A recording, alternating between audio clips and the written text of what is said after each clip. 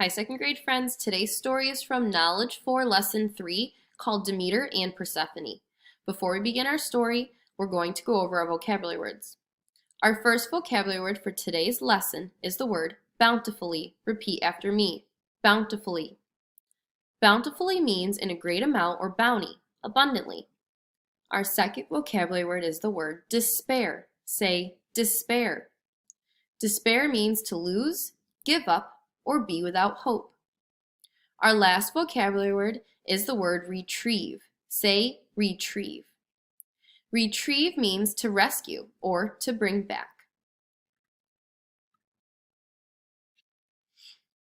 As you have learned, the ancient Greeks believed that there were many gods and goddesses responsible for the workings of the world. There was Poseidon, the god of the sea, Ares, the god of war, and Aphrodite, the goddess of love, just to name a few. Demeter was the goddess of the harvest in agriculture or farming. It was because of her that ancient Greeks believed that fruits hung heavy on the trees, wheat grew in the fields, and vegetables ripened on the ground. Demeter had a daughter named Persephone, who was the joy of her life. Persephone was known by all the gods and goddesses on Mount Olympus as a beautiful girl, just like her mother and like her mother. She was full of happiness, warmth, and light. As long as the two of them were together, it was summer year-round.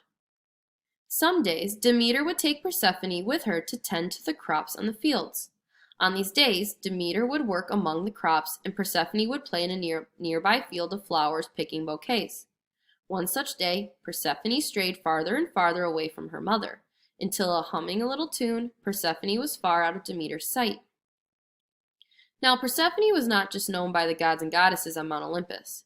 Hades, Zeus's brother and god of the underworld, had also taken notice of her. As god of the underworld, Hades lived underground and oversaw all of the souls of the dead.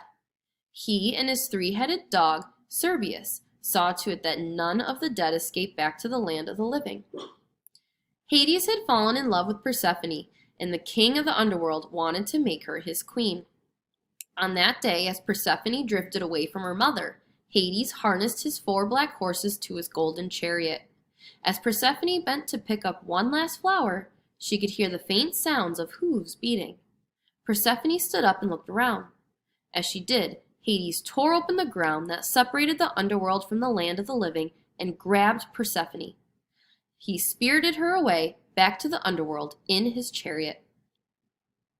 As the sun began to set, Demeter finally stopped her work in the fields. "Persephone," she called out, ready to take her daughter home. There was no answer. Thinking that perhaps Persephone had not heard her, she called out again. Demeter heard nothing but the chirps of evening crickets, and then she began to worry. Demeter searched all night, calling for her daughter, but no matter where she looked or how loudly she called, she could not find Persephone. As the night wore on, Demeter began to look older. Wrinkles formed on her face. Her body grew crooked, and she moved more and more slowly.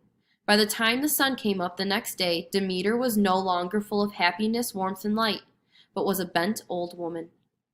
In her night of searching, Demeter had not found Persephone, and so she turned to the sun god Helios, who during the day sees all, and she asked for help. "Oh, Helios," Demeter asked, "have you seen my daughter Persephone? Do you know where she is gone?" "Hades has taken her down to the underworld to be his queen," Helios replied. Upon hearing this, Demeter began to despair. How was she to ever retrieve or bring back her daughter now? Demeter began to weep for her lost daughter, and in her sadness she forgot to tend to the crops in the fields. The grass turned brown, the wheat stopped growing, and soon there was no more food on the earth for the animals and people to eat. Every tree, vine, and field was bare. Even the gods received no more offerings, for the people did not have any food or meat to spare. After some time, Zeus saw that the people would starve if something was not done. Only gods and goddesses could go to the underworld and then leave. So Zeus traveled to the underworld to persuade Hades to let Persephone go. "Hades," he said, "if you do not return Persephone to her mother Demeter, nothing will grow on the earth again. The people will starve." "I will gladly return her," Hades said, "if she hasn't eaten anything. You know the rule, Zeus. Whoever eats of the food of the underworld or drinks of its water must stay forever. Zeus and Hades looked at Persephone, waiting for an answer. Had she eaten the food of the underworld? Persephone began to cry.